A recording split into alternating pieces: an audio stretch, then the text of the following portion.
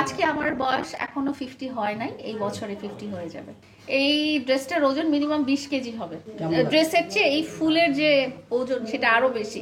বেনি দেখছেন, কারো কারো মাথায় এত লম্বা বেনি হইতে পারে? এই বেনির ওজন হচ্ছে আরো বেশি, 30 কেজি। আমার সমবয়সী কোনো মানুষ এখন পর্যন্ত যে কন্টেন্ট ক্রিয়েট করে নাকি আমি জানি না, তাদের সাথে আমার পরিচয় হয়নি।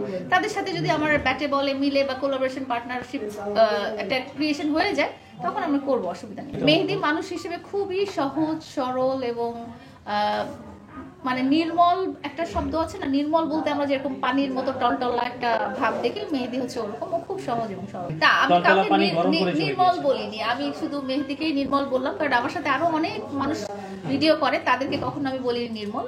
মেহেদির মনটা খুব মানে ছোট বাচ্চাদের মতো, ও বয়সও ছোট বাট মনটাও ছোট বাচ্চা। শুধু আমার সাথে না, সে সবার সাথেই বাচ্চামি করে, সে একদম ছোট বাচ্চাদের। এখানে আমরা ভিডিও করতে আসি, ভিডিও করি, ভিডিও করার সময় দুষ্টামি করে, পরিবেশটা হাসি খুশি করে রাখে আর কি। গাড়ির মধ্যে দুষ্টামি করছে, হ্যাঁ, এটা ভিডিও, পার্ট অফ ভিডিও। আপনারা টিকটকে দেখেন, যদি ব্যক্তিগত কিছু হতো সেটা তো আপনারা আমার ব্যক্তিগত জীবনের একজন নায়ক ছিলেন, তার সাথে কিন্তু এই ধরনের কোনো ভিডিও কোনোদিন আজ পর্যন্ত আপনারা দেখেন নাই। এই যে বললাম, আপনারা যে নামটা বললেন সেই নামটা তো আমি মনে করতেই চাই না বা মাথায় মানতে চাই না। মেহেদির জায়গায় মেহেদি ইউনিক, এবং মেহেদির জায়গায় অন্য কোনো নায়ক যখন আসবে ফিউচারে, আরো অনেক নায়কের সাথে আমি কাজ করবো, এটাই আমি আশা করি, তারাও তাদের জায়গায় ইউনিক হবে। আজকে ফার্স্ট টাইম যেহেতু ওর সাথে শুট করলাম, এন্ড এই মেমোরিটা আমি ধরে রাখার জন্য আপনাদেরকে ইনভাইট করেছি।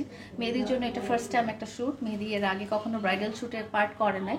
আমি যদিও অনেকগুলো প্রায় 30-40টার মতো ব্রাইডাল শুট করে ফেলেছি, বাট মেহেদির জন্য এটা ফার্স্ট টাইম।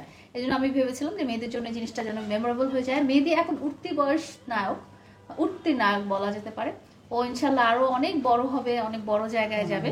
তো এই তার ফাউন্ডেশনটা যেন সুন্দর হয়, এই জন্য আমি প্রথম থেকে ওকে সব জায়গায় পরিচয় করিয়ে দিতে চাই, এবং প্রথম থেকে আমি চাই যে ও সুন্দরভাবে গ্রুম আপ হোক, তার মধ্যে যেন ফাউন্ডেশনটা একদম স্ট্রং হোক, যাতে সে খুব বড় একজন নায়ক হতে পারে। আমি রেল বধূ সাজা হয়ে গেছে, এখন আর সাজার কোনো ইচ্ছা নেই।